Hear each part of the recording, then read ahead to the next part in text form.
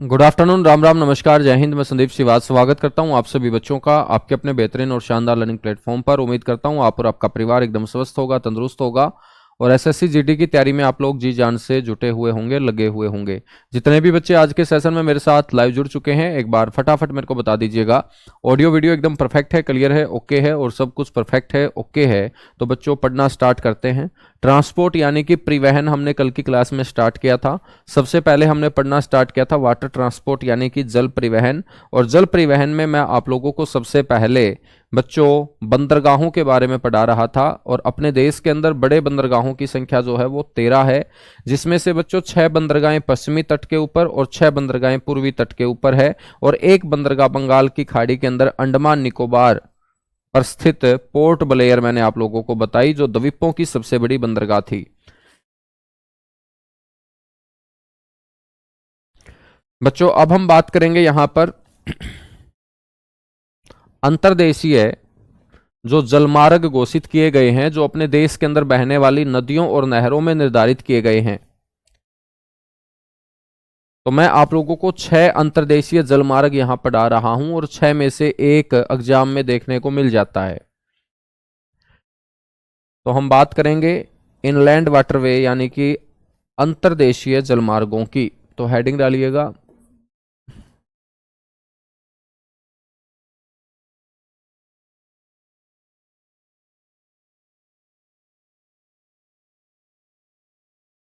Inland waterway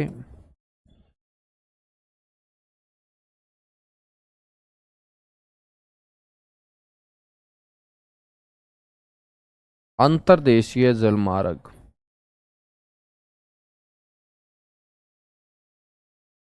ठीक है। अंतर्देशीय जलमार्ग का मतलब क्या होगा बच्चों कि देश के भीतर से जो जल में मार्ग तैयार किए गए हैं उन्हें हम बोलते हैं अंतर्देशीय जलमार्ग। ठीक है। अंतर्देशीय जलमार्ग किसी भी देश के भीतर से बहने वाली जो नदियां होती हैं और नहरें होती हैं उनमें निर्धारित किए जाते हैं। तो नदियों और नहरों में बनाए जाते हैं, निर्धारित किए जाते हैं। और इन नदियों और नहरों के अंदर छोटे छोटे समुद्री जहाज उतार कर एक राज्य से दूसरे राज्य तक मेरे दोस्त जो सामान को हम पहुंचाने का काम करते हैं, तो वो सारा का सारा जो मार्ग है, रास्ता है, उसी को हम इनलैंड वाटरवे बोलते हैं।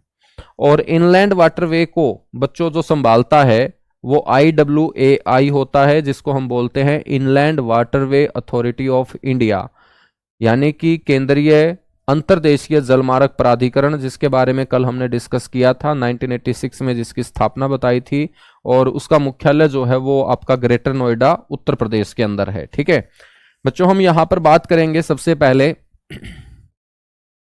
NW1 की। NW1 का मतलब है यहां नेशनल वाटरवे, राष्ट्रीय जलमार्ग संख्या नंबर 1।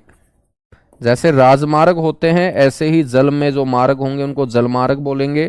तो राष्ट्रीय जलमार्ग संख्या नंबर 1। बच्चों ये आपको ध्यान रखना है, राष्ट्रीय जलमार्ग संख्या नंबर जो 1 है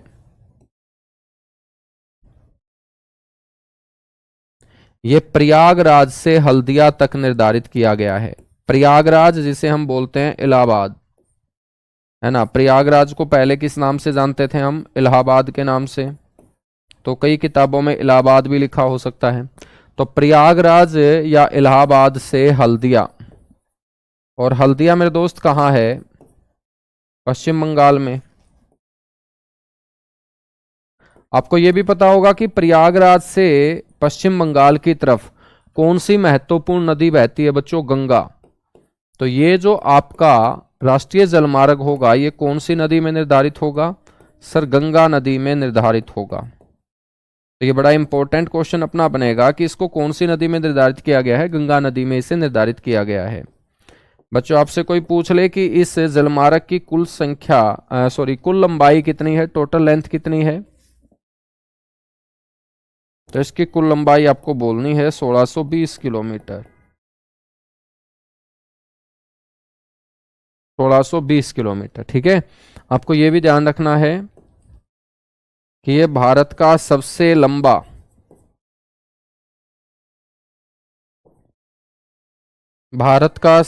लंबा अंतर्देशीय जलमार्ग है मेरे दोस्त। तो आपसे कोई पूछ ले कि भारत का सबसे लंबा अंतर्देशीय जलमार्ग, तो हम बोलेंगे कि सर भारत का सबसे लंबा अंतर्देशीय जलमार्ग NW1 है, नेशनल वाटरवे नंबर 1, जिसे हम बोलेंगे, जो गंगा नदी के अंदर निर्धारित किया गया है।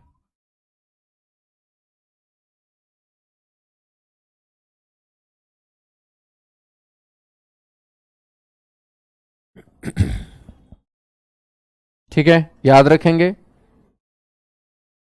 आपसे कोई ये पूछ ले कि भाई ये कब निर्धारित किया गया था,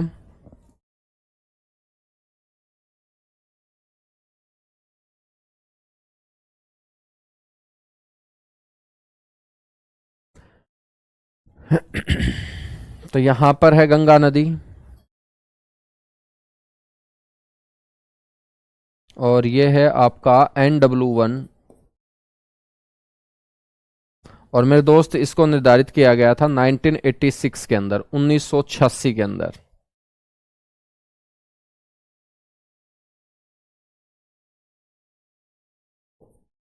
उन्नीस सौ छियासी में मेरे दोस्त इसको क्या किया गया था, निर्धारित किया गया था। ठीक है, NW1 के बाद हम बात करेंगे NW2 की।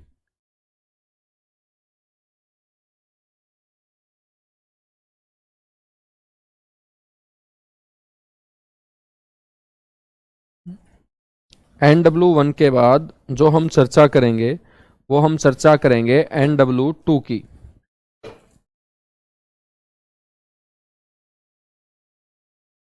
राष्ट्रीय जलमार्ग संख्या नंबर 2,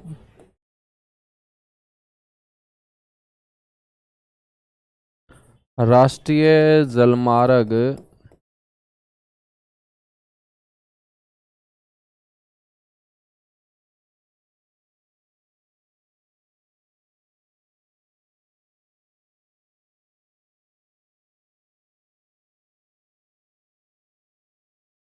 जिसको हम बोलेंगे NW02।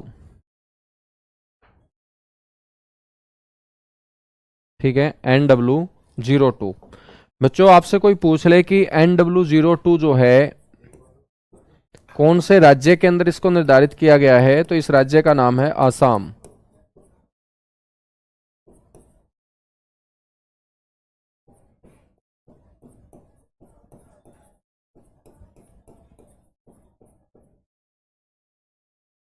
इसको आसाम राज्य के अंदर क्या किया गया है, निर्धारित किया गया है।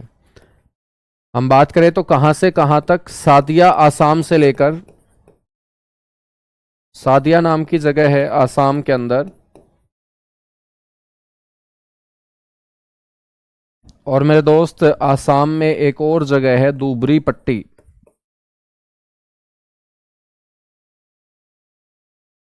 तो सादिया आसाम से लेके आसाम के दूबरी पट्टी तक बच्चों NW2 जो है वो बनाया गया है। और आसाम के अंदर सबसे महत्वपूर्ण जो रिवर होगी वो कौन सी होगी, ब्रह्मपुत्र रिवर। तो आपसे कोई ये पूछ ले कि कौन सी नदी में इसको निर्धारित किया गया है, तो मेरे दोस्त ये ब्रह्मपुत्र नदी के अंदर निर्धारित किया गया है। ब्रह्मपुत्र नदी के अंदर इसको क्या है, निर्धारित किया गया है। ये आप लोगों को ध्यान रखना है। ठीक है बच्चों, इसकी जो लंबाई है, यदि आपसे कोई पूछ ले कुल लंबाई इसकी सर कितनी है, तो इसकी कुल लंबाई बताई गई है 891 किलोमीटर। 891, 891 किलोमीटर मेरे दोस्त इसकी क्या होगी, लंबाई होगी। ठीक है, कीजिएगा, फटाफट नोट कीजिएगा, उसके बाद हम आगे बढ़ेंगे।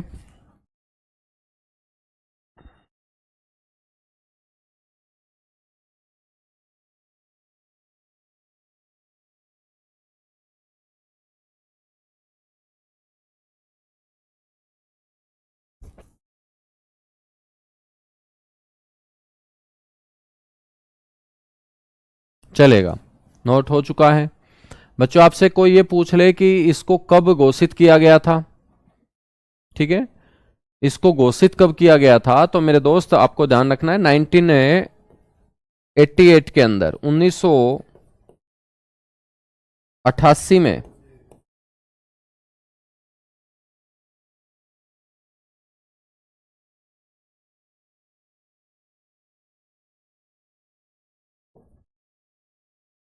इसको घोषित किया गया था। ठीक है, इसके बाद मेरे दोस्त हम बात करेंगे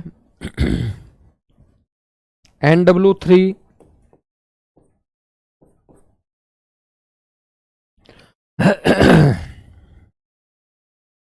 NW3, तो NW जो 3 होगा मेरे दोस्त, ये कोट्टम से लेकर, कोट्टम नाम की जगह केरल के अंदर है,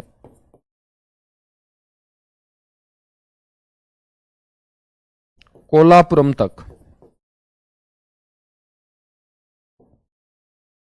और ये कोल्हापुरम भी कहां है? केरल के अंदर। तो इसका मतलब ये कौन से राज्य में निर्धारित होगा? सर ये केरल राज्य में ही निर्धारित होगा। और आपसे कोई पूछ ले कि NW3 कब राष्ट्रीय जलमार्ग घोषित किया गया था, तो मेरे दोस्त NW जो 3 है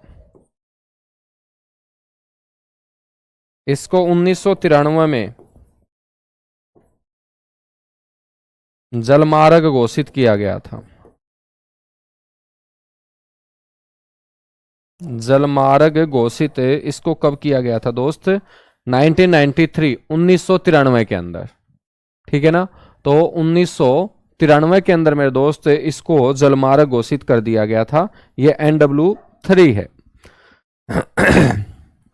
NW3 की खास बात क्या है?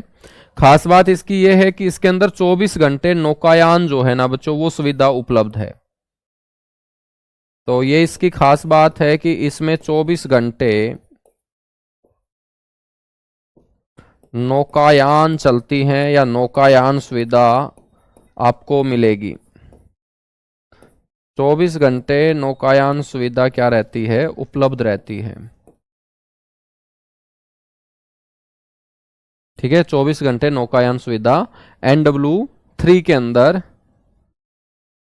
रहती है। फटाफट नोट कीजिएगा, इसके बाद हम आगे बढ़ेंगे। NW4 पढ़ेंगे बच्चों, 2008 के अंदर जिसको घोषित किया गया था। बिल्कुल। NW4 देखिएगा,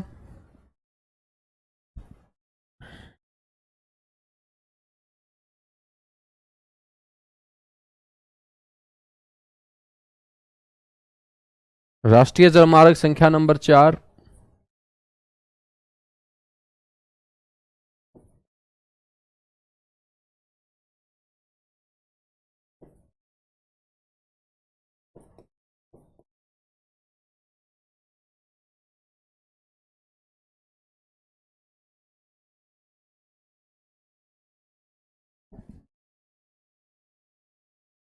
ठीक है बच्चों। राष्ट्रीय जलमार्ग संख्या नंबर जो 4 है, ये काकीनाडा से स्टार्ट होती है। काकीनाडा नाम की जगह आंध्र प्रदेश के अंदर है। काकीनाडा आंध्र प्रदेश से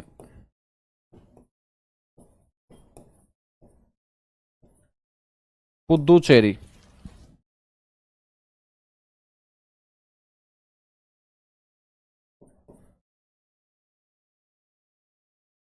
के बीच बच्चों राष्ट्रीय जलमार्ग संख्या नंबर 4 निर्धारित की गई है।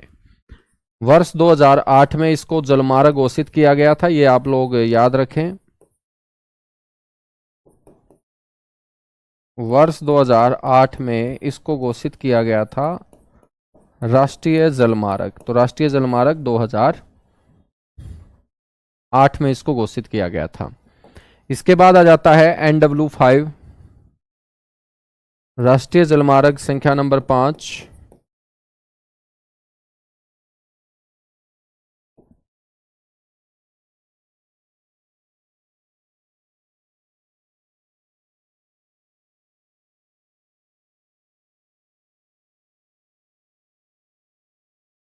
इसको हम बोलते हैं NW5। बच्चों आपसे कोई पूछ ले कि NW5 कहां से कहां तक, तो आप बोलेंगे तलचर से दमरा।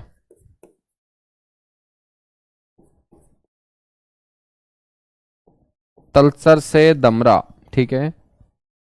और मेरे दोस्त राज्य कौन सा होगा? उड़ीसा राज्य। तो आपसे कोई पूछ ले कि राष्ट्रीय जलमार्ग संख्या नंबर जो 5 है वो कौन से राज्य के अंदर निर्धारित की गई है, तो आप लोगों को बोलना है कि वो उड़ीसा राज्य के अंदर, ठीक है ना, उड़ीसा राज्य के अंदर। देखिएगा तलचर जो है ना ये उड़ीसा का पार्ट है, और दमरा जो पड़ता है बच्चों ये वेस्ट बंगाल के अंदर। दमरा कहाँ है? पश्चिम बंगाल। तो पश्चिम बंगाल और उड़ीसा के बीच बोल सकते हैं या उड़ीसा राज्य में बोल सकते हैं राष्ट्रीय जलमार्ग संख्या नंबर 5, ये आप लोगों को याद रखना है, ठीक है। अब हम बात करेंगे राष्ट्रीय जलमार्ग संख्या नंबर 6। बेटा आपके एग्जाम के लिए जितना इंपॉर्टेंट है ना उतना ही पढ़ना होता है, ठीक है। तो सभी की लंबाई याद रखने की जरूरत नहीं होती,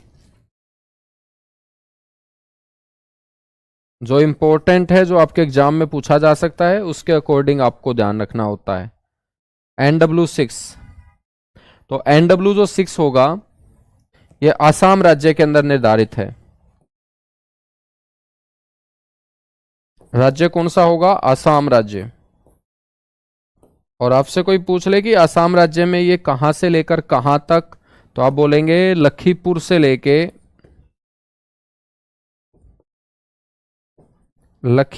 लेके बंगा तक। बच्चों इसको निर्धारित किया गया है NW6, ठीक है। तो ये 6 आपको राष्ट्रीय जलमार्ग जो हैं वो याद रखने हैं। राष्ट्रीय जलमार्ग क्या है आपको याद रखने हैं। आपको ये भी पता होना चाहिए कि वर्ष 2016 के अंदर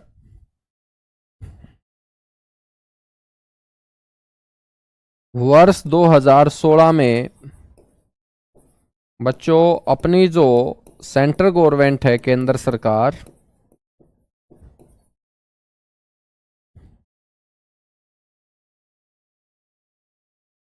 इस केंद्र सरकार के द्वारा 106 जलमार्गों को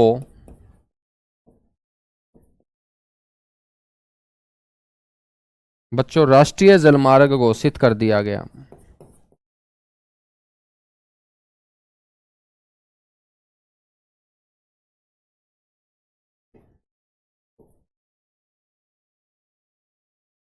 राष्ट्रीय जलमार्ग घोषित किया गया है, ठीक है।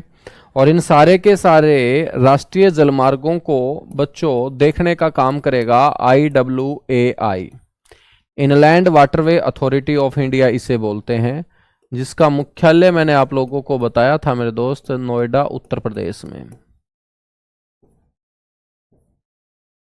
नोएडा उत्तर प्रदेश के अंदर, ठीक है।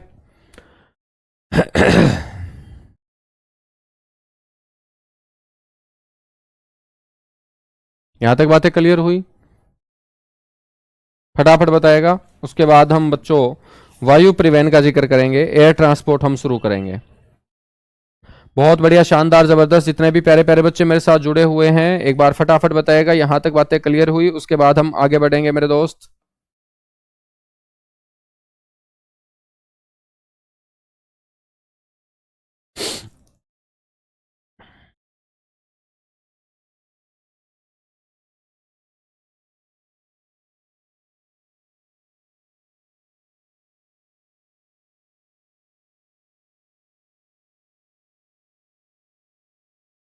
चलेगा, क्लियर हो चुका है। तो हेडिंग डालिएगा एयर ट्रांसपोर्ट यानी कि वायु परिवहन। तो जल परिवहन पढ़ने के बाद अब हम बात करेंगे दुनिया के सबसे फास्ट ट्रांसपोर्ट की, जिसका नाम होगा मेरे दोस्त एयर ट्रांसपोर्ट यानी कि वायु परिवहन।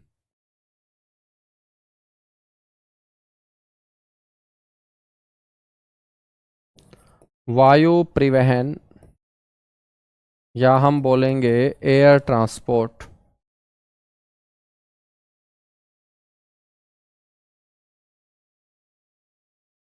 बच्चों आपको ये पता होगा कि सबसे जो फास्ट ट्रांसपोर्ट है वो कौन सा है मेरे दोस्त? एयर ट्रांसपोर्ट है। तो आपको बोलना है कि ये फास्टेस्ट ट्रांसपोर्ट ऑफ वर्ल्ड है।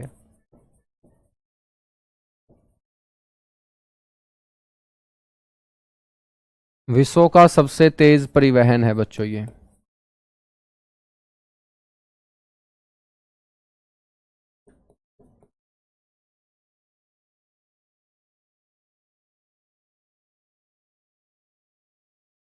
क्या है सर? ये विश्व का सबसे तेज परिवहन है। ये समय बचाने का काम करता है, और बच्चों समय जो बचाएगा वो क्या होगा? महंगा भी होगा। तो ये विश्व का सबसे महंगा परिवहन भी है।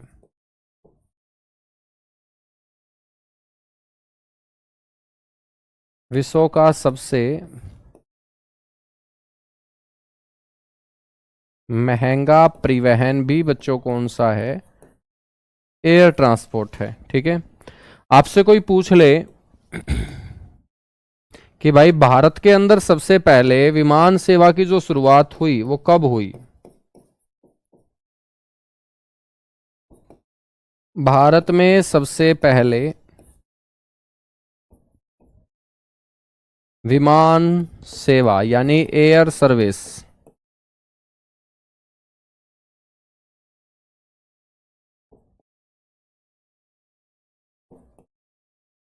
तो मेरे दोस्त आपको बोलना है कि भारत के अंदर सबसे पहले लोगों ने जो जहाज उड़ते हुए देखा था वो 1911 में देखा था। वर्ष 1911। और मेरे दोस्त ये विमान सेवा शुरू हुई थी इलाहाबाद और नैनी के बीच।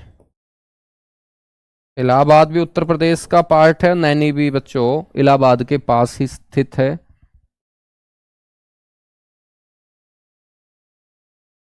तो पहली जो एयर सर्विस है मेरे दोस्त इंडिया के अंदर, पहली जो विमान सेवा है भारत के अंदर, वो 1911 में इलाहाबाद और नैनी के बीच। इलाहाबाद और नैनी के बीच, ठीक है ना मेरे दोस्त? हम बात करेंगे कि इलाहाबाद और नैनी के बीच जो ये विमान सेवा थी,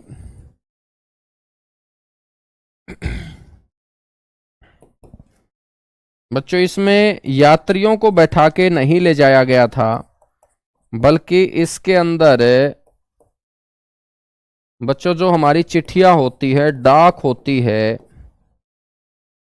ठीक है, उनको इस जहाज में भरकर इलाहाबाद से नैनी पहुंचाया गया था। तो मेरे दोस्त ये जो विमान सेवा थी ना, ये एक डाक सेवा थी, और ये डाक सेवा पहली डाक सेवा थी विश्व की। तो विश्व की प्रथम विमान डाक सेवा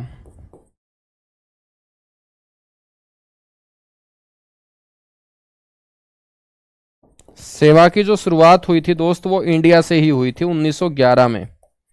1911 में बच्चों भारत में उड़ने वाला पहला जहाज है जिसके अंदर यात्रियों को बैठा के नहीं ले जाया गया, बल्कि जो डाक होती हैं, जो चिट्ठियां होती हैं हमारी, उनको भर के ले जाया गया था। और ये विश्व की पहली विमान डाक सेवा भी बन जाती है बच्चों। 1911 के अंदर जो पहली हमारी विमान सेवा थी, इसको उड़ाने वाले यदि आपसे पायलट का नाम पूछ ले तो मेरे दोस्त उनका नाम था हेनरी पिकेट। तो इस जहाज को जो उड़ा के लेके गया था उनका नाम था हेनरी पिकेट, और हेनरी पिकेट रहने वाले थे कहाँ के? फ्रांस के। तो हेनरी पिकेट कहाँ के रहने वाले थे? फ्रांस के रहने वाले थे। ठीक है, फटाफट नोट कीजिएगा, इसके बाद हम आगे बढ़ेंगे बच्चों। 1932 में टाटा ने मेरे दोस्त शुरुआत की अपने भारत के अंदर सप्ताह में एक बार चेन्नई और कराची के बीच, चेन्नई और कराची के बीच। तो 1911 के बाद आपको याद रखना है 1932। इंपॉर्टेंट बातें करेंगे हम, ठीक है, क्योंकि आपके एग्जाम में 2 से 3 क्वेश्चन ही पूछे जाने हैं या 3 से 4। तो वही बच्चा नौकरी लगता है जो मेरे दोस्त जितना एग्जाम के पॉइंट ऑफ व्यू से इंपॉर्टेंट हो, उसको अच्छे से पढ़ता रहे, रिवीजन करता रहे। वैसे पढ़ाई की कोई लिमिट होती नहीं है, आप सभी जानते ही हैं। तो 1932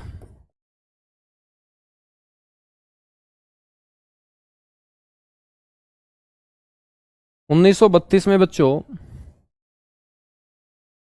टाटा द्वारा सप्ताह में एक बार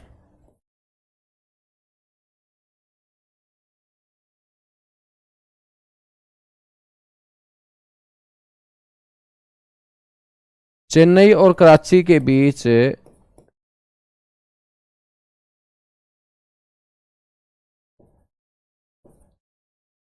चेन्नई व कराची के बीच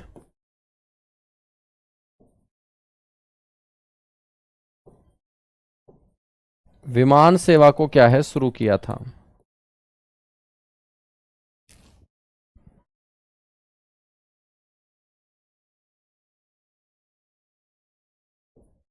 ठीक है, 1932 आपको याद रखना है बच्चों। आजादी के बाद फिर 1953 में क्या कर दिया गया है? राष्ट्रीयकरण कर दिया गया। राष्ट्रीयकरण किसका कर दिया गया? वायु परिवहन का। ठीक है, तो आपको ध्यान रखना है 1953 वेरी वेरी इंपॉर्टेंट क्वेश्चन होगा। कि 1953 के अंदर क्या हुआ था सर? भारतीय वायु परिवहन, इंडियन एयर ट्रांसपोर्ट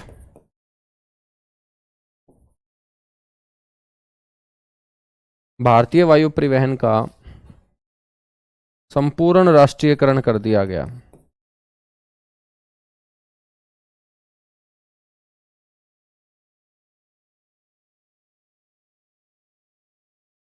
संपूर्ण राष्ट्रीयकरण मेरे दोस्त कर दिया गया था 1953 के अंदर। ठीक है ना, 1953 के अंदर, ये आप लोगों को ध्यान रखना है, याद रखोगे।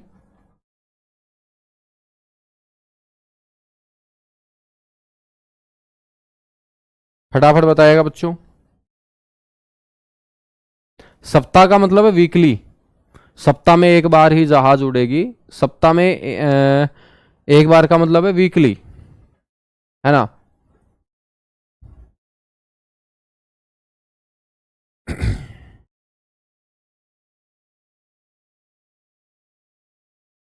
ठीक है बच्चों, आपको ध्यान रखना है 1985 के अंदर एक हेलीकॉप्टर सेवा की भी शुरुआत इंडिया में होती है।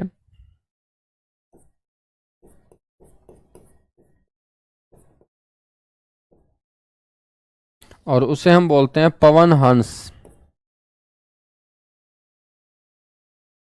पवन हंस हेलीकॉप्टर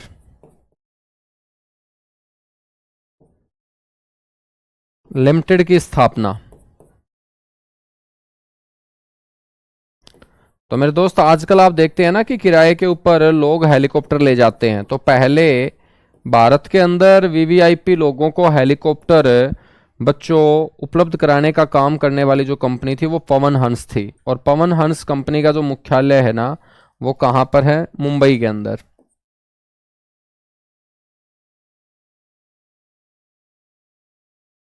इसका मुख्यालय कहाँ है? मुंबई में। अब आप सभी को पता होगा कि कोई भी जहाज जो उड़ता है, ठीक है, इंटरनेशनल लेवल का कोई भी जहाज उड़ता है, तो मेरे दोस्त यदि वो उड़ता है तो वहां उतरता भी होगा। और जहां से मेरे दोस्त जहाज उड़ान भरते हैं, उतरते हैं, उस जगह को हम क्या बोलते हैं? हवाई अड्डे बोलते हैं। और आपके एग्जाम में जो क्वेश्चन पूछा जाता है ना बच्चों, वो पूछा जाएगा किससे? इंटरनेशनल एयरपोर्ट से। तो अब जो हम चर्चा करेंगे वो चर्चा करेंगे भारत के जो मुख्य इंटरनेशनल एयरपोर्ट होंगे ना, उनके बारे में। तो हेडिंग डालिएगा मेन इंटरनेशनल एयरपोर्ट, मुख्य अंतर्राष्ट्रीय हवाई अड्डे। मुख्य अंतर्राष्ट्रीय हवाई अड्डे कौन कौन से आपके इंटरनेशनल एयरपोर्ट हैं जो एग्जाम में पूछे जाते हैं बच्चों? उनमें हम सबसे पहले बात करेंगे जो भारत का सबसे व्यस्त होगा। और भारत का सबसे व्यस्त मेरे दोस्त हवाई अड्डा कौन सा है? सर जी दिल्ली के अंदर है इंदिरा गांधी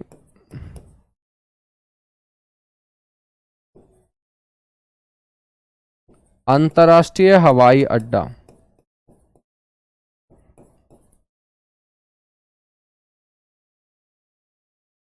इंदिरा गांधी अंतर्राष्ट्रीय हवाई अड्डा। ठीक है बच्चों, इंदिरा गांधी अंतर्राष्ट्रीय हवाई अड्डा कहाँ है? ये तो आप लोग जानते ही हैं कि नई दिल्ली के अंदर है। लेकिन इस हवाई अड्डे के बारे में आपको दो तीन बातें पता होनी चाहिए। एक तो आपको ये पता होना चाहिए कि ये भारत का सबसे बड़ा हवाई अड्डा है।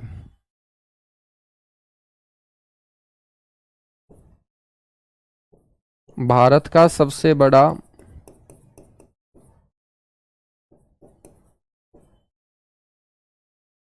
और सबसे व्यस्त,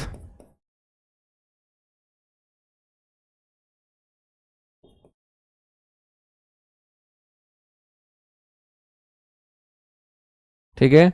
तो भारत का सबसे बड़ा और सबसे व्यस्त मेरे दोस्त हवाई अड्डा कौन सा है? इंदिरा गांधी अंतर्राष्ट्रीय हवाई अड्डा है, यह बड़ा इंपॉर्टेंट रहेगा। दूसरे नंबर पे हम बात कर लेते हैं छत्रपति शिवाजी।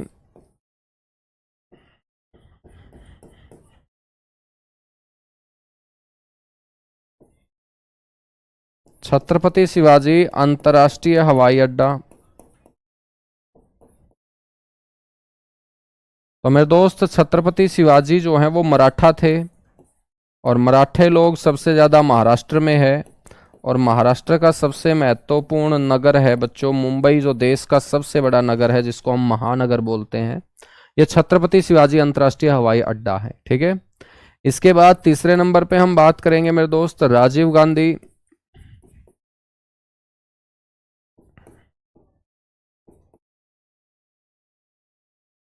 अंतर्राष्ट्रीय हवाई अड्डा, अंतर्राष्ट्रीय हवाई अड्डा ये कहाँ होगा? तो राजीव गांधी के नाम पर मेरे दोस्त आपको ध्यान रखना है, अंतर्राष्ट्रीय हवाई अड्डा है हैदराबाद में। और हैदराबाद कैपिटल है दोस्त किसकी? आंध्र प्रदेश की नहीं बल्कि तेलंगाना की। राजीव गांधी के बाद आपको ध्यान रखना है कैंपेगोडा। कैंपेगोडा अंतर्राष्ट्रीय हवाई अड्डा। कौन बच्चा मेरे को बताएगा कि कैंपेगोडा अंतर्राष्ट्रीय हवाई अड्डा सर इस शहर में है? तो कैंपेगोडा के नाम से अंतर्राष्ट्रीय हवाई अड्डा है बच्चों बेंगलोर में। और बेंगलोर जो है ना वो कैपिटल है किसकी? कर्नाटक की।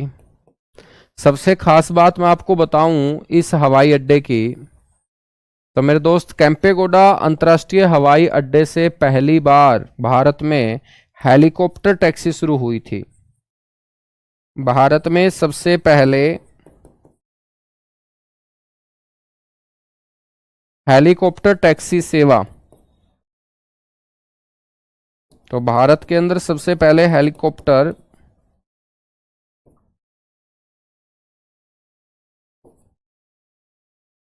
टैक्सी सेवा,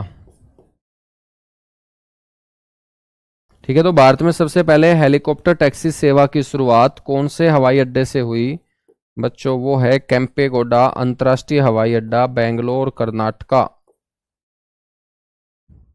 कैंपेगोडा, ठीक है, ये बेंगलोर के अंदर है। सर जी असम की मुख्य नदी कौन सी है? बेटा मेन रिवर ऑफ जो असम होगी वो ब्रह्मपुत्रा होगी, ब्रह्मपुत्र ही वहां पर मेन रिवर है, ठीक है ना। यहां तक बातें क्लियर हुई? चलिएगा फिर कैंपेगोडा के बाद अगला जो अंतर्राष्ट्रीय हवाई अड्डा है वो हम पढ़ेंगे वीर सावरकर अंतर्राष्ट्रीय हवाई अड्डा। कहां पर है वीर सावरकर? वीर सावरकर के नाम पर बच्चों अंतर्राष्ट्रीय हवाई अड्डा कहां पर है?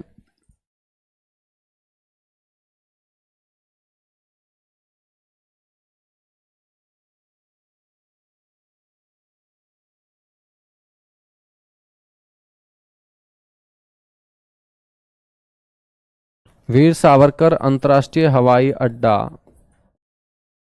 मेरे बच्चों नाम लेंगे आप कहाँ का? Sir port Blair. और पोर्ट ब्लेयर का नाम भी बदला जा चुका है ना? क्या हो चुका है पोर्ट ब्लेयर का नाम? कौन बच्चा मेरे को बताएगा पोर्ट ब्लेयर का नाम सर ये हो चुका है बदल के? इसके बाद नेताजी सुभाष चंद्र बोस।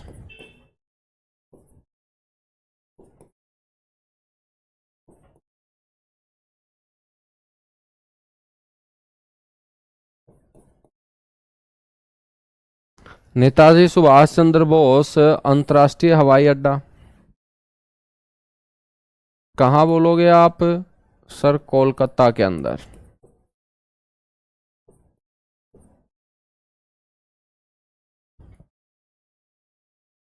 बिल्कुल श्री विजयपुरम हो चुका है। विजयपुरम हो चुका है बच्चों पोर्ट ब्लेयर का नाम। ठीक है, तो पोर्ट ब्लेयर का नाम क्या लिखोगे आप? श्री विजयपुरम।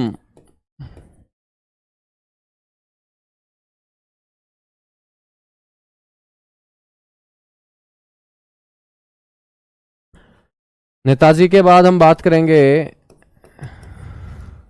बाबा भीमराव अंबेडकर।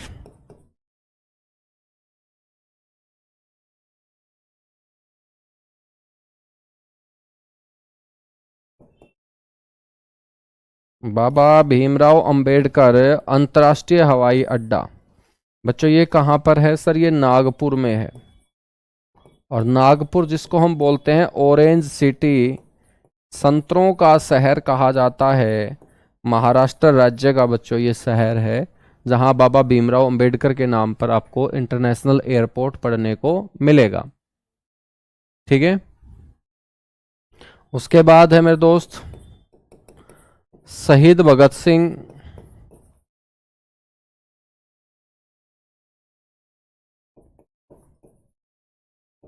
अंतर्राष्ट्रीय हवाई अड्डा।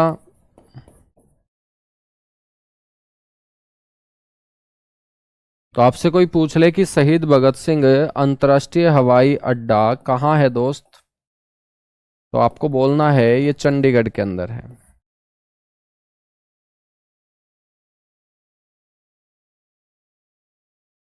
ये कहाँ है? चंडीगढ़ के अंदर है। शहीद भगत सिंह के बाद याद रखना है चौधरी चरण सिंह।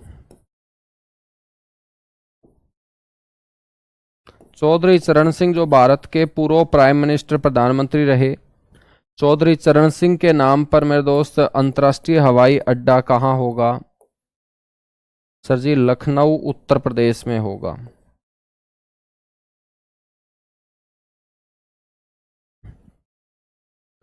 उसके बाद लाल बहादुर शास्त्री जो भारत के दूसरे प्रधानमंत्री हुए,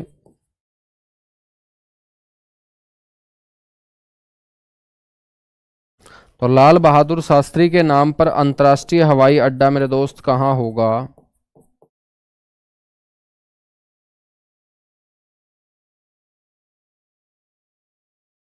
वाराणसी में होगा बच्चों।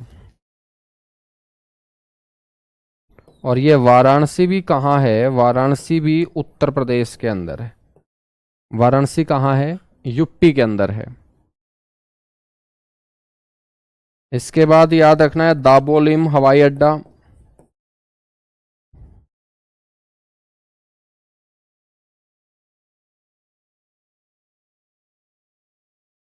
तो दाबोलिम हवाई अड्डा है बच्चों गोवा के अंदर। कहाँ है? गोवा के अंदर। इसके बाद आप लोगों को ध्यान रखना है गोपीनाथ बारडोली।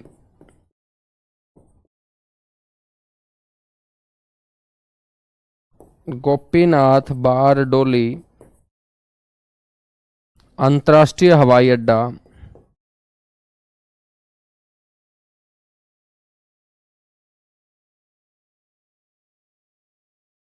तो गोपीनाथ बारडोली अंतर्राष्ट्रीय हवाई अड्डा मेरे दोस्त है कहां पर? सर गुवाहाटी के अंदर।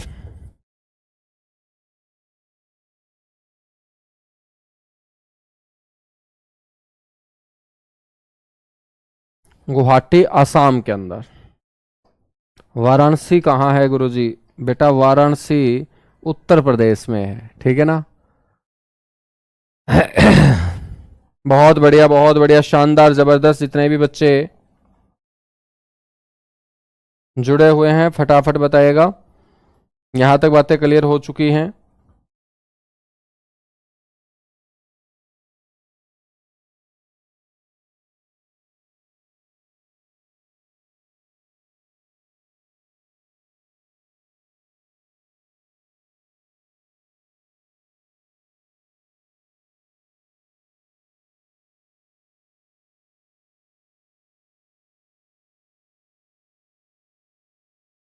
बहुत बढ़िया, यहां तक बातें क्लियर हुई। चलिएगा आगे हम बात करेंगे यहां पर कुछ और अंतर्राष्ट्रीय जो हवाई अड्डे हैं हमारे। जैसे एक अंतर्राष्ट्रीय हवाई अड्डा मैं आपसे पूछ रहा हूं कौन बच्चा आंसर देगा, मेरे को देखना चाहता हूं। बच्चों एक अंतर्राष्ट्रीय हवाई अड्डे का नाम है शेख अल आलम। तो कौन बच्चा मेरे को बताएगा कि सर ये हवाई अड्डा यहां है। लिख देता हूं मैं, शेख अल आलम।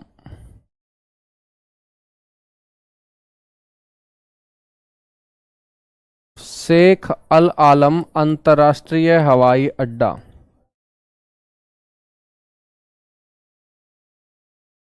बच्चों कहाँ है शेख अल आलम अंतर्राष्ट्रीय हवाई अड्डा, बताइएगा फटाफट। कौन बच्चा मेरे को सबसे पहले आंसर देगा।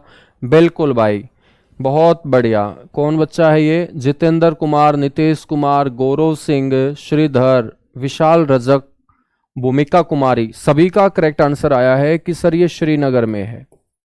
और श्रीनगर कैपिटल है बच्चों JNK की, है ना। शेख अल आलम के बाद आपसे कोई पूछ ले गुरु रामदास, इसका आंसर कौन बच्चा देगा, फटाफट तुम कमेंट में छापा करो जिस बच्चे को आता है। गुरु रामदास। तो गुरु रामदास के नाम पर जो इंटरनेशनल एयरपोर्ट है अपने इंडिया में, वो कौन से शहर में है।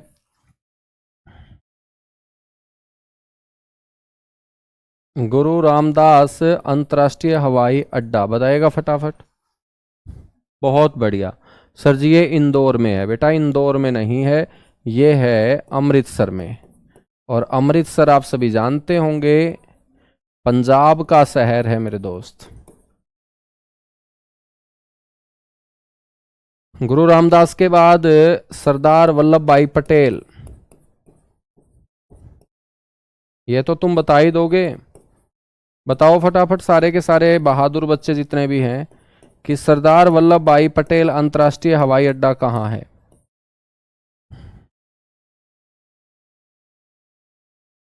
बताओ भाई सारे के सारे जितने भी बहादुर बच्चे हैं। क्या बात है, तुम लोगों ने उत्तर देना बंद कर दिया है मेरे दोस्त।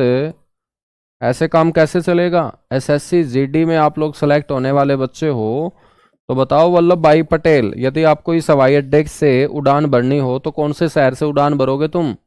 गुजरात से बेटा, गुजरात तो राज्य है। गुजरात राज्य का कौन सा शहर, अहमदाबाद। अहमदाबाद, जिसको अहमद शाह अब्दाली ने किया था आबाद, उसको बोलते हैं अहमदाबाद। और ये सिटी है कौन से स्टेट की, गुजरात की। सरदार वल्लभ भाई पटेल के बाद एक और मैं तुमसे पूछता हूं, देवी अहिल्याबाई होलकर, बताइएगा फटाफट।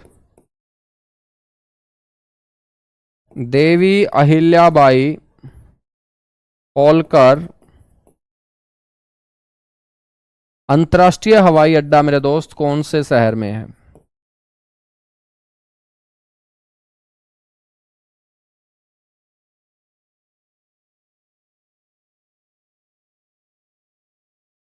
देवी अहिल्याबाई होलकर अंतर्राष्ट्रीय हवाई अड्डा, ये आपसे कोई पूछ ले तो आपको बोलना है इंदौर। और इंदौर कहाँ है सर जी, मध्य प्रदेश का शहर है, MP का शहर है इंदौर, है ना। इंदौर MP के अंदर है ये, बहुत बढ़िया। उसके बाद है बीजू पटनायक।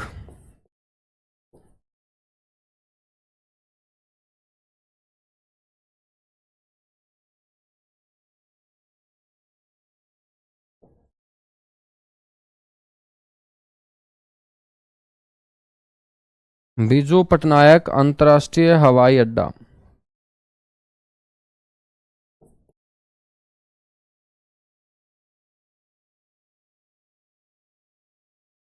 बच्चों कहाँ है ये सर, है भुवनेश्वर के अंदर।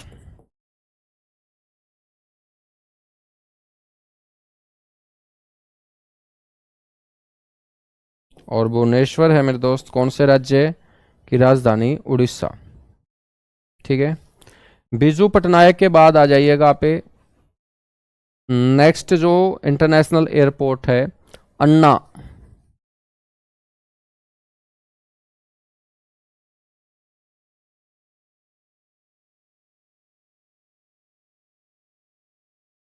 अन्ना अंतर्राष्ट्रीय हवाई अड्डा।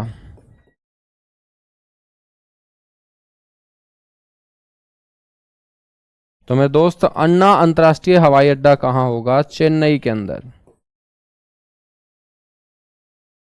और चेन्नई शहर है सबसे इंपॉर्टेंट तमिलनाडु राज्य का।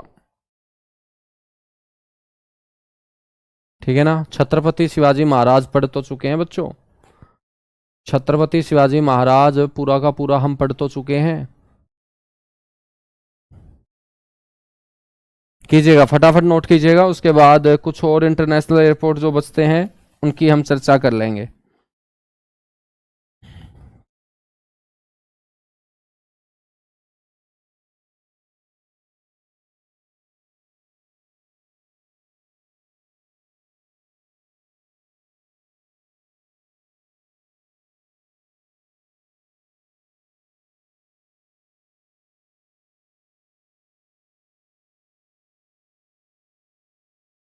ठीक है, इसके बाद हम बात कर लेते हैं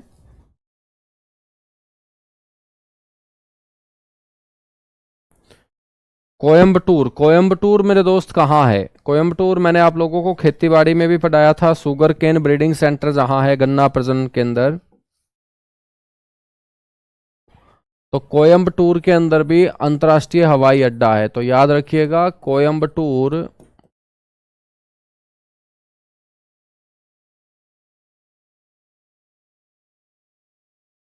अंतर्राष्ट्रीय हवाई अड्डा।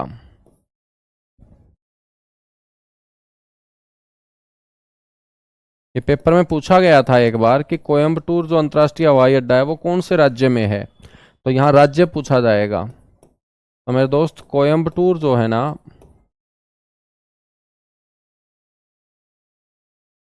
वो तमिलनाडु का शहर है। लखनऊ में चौधरी चरण सिंह पढ़ चुके हैं बेटा। जो तुम बताना चाहते हो तो मेरे को अयोध्या में बता दीजिएगा, जहां पर भगवान श्री राम का भव्य मंदिर बना हुआ है। अयोध्या के अंदर जो बच्चों एयरपोर्ट बना है उसका क्या नाम है? बताइएगा एक बार।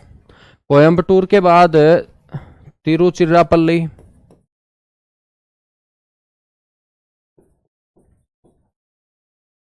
तिरुचिरापल्ली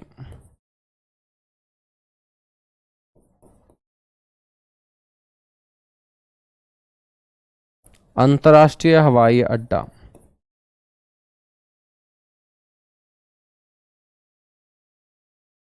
तिरुचिरापल्ली अंतर्राष्ट्रीय हवाई अड्डा, ये भी कहाँ होगा?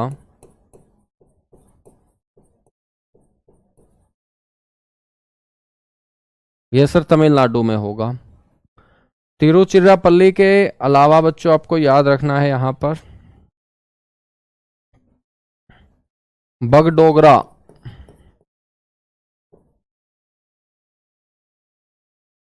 बगडोगरा हवाई अड्डा ये है सिलीगुड़ी के अंदर।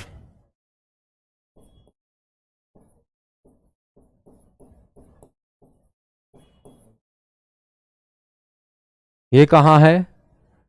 सिलीगुड़ी के अंदर। बिल्कुल मेरे दोस्त, महर्षि वाल्मीकि के नाम पर अयोध्या में हम पढ़ेंगे।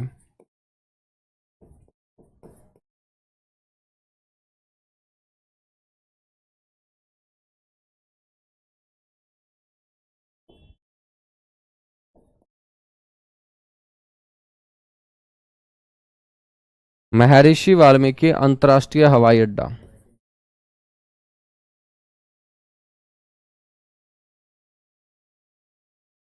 तो महर्षि वाल्मीकि के नाम पर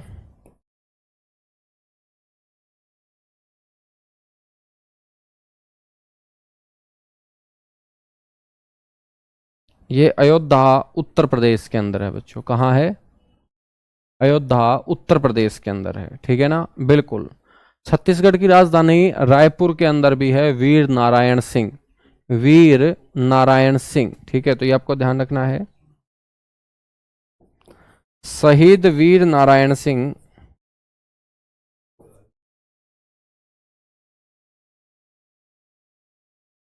शहीद वीर नारायण सिंह अंतर्राष्ट्रीय हवाई अड्डा।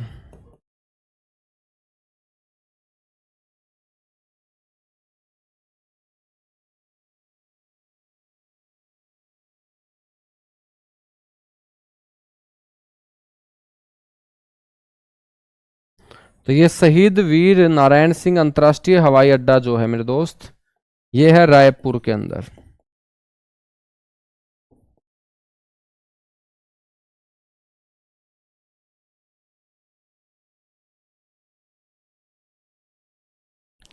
रायपुर छत्तीसगढ़ के अंदर ये आपका स्थित है, ठीक है ना। सर जी राजस्थान में कौन सा है बेटा? राजस्थान की राजधानी जयपुर के अंदर है सवाई मानसिंह।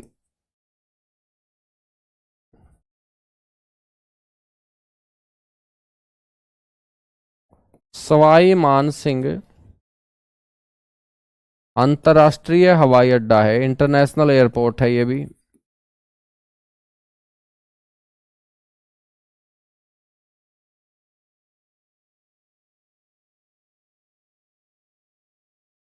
Pink city Jaipur.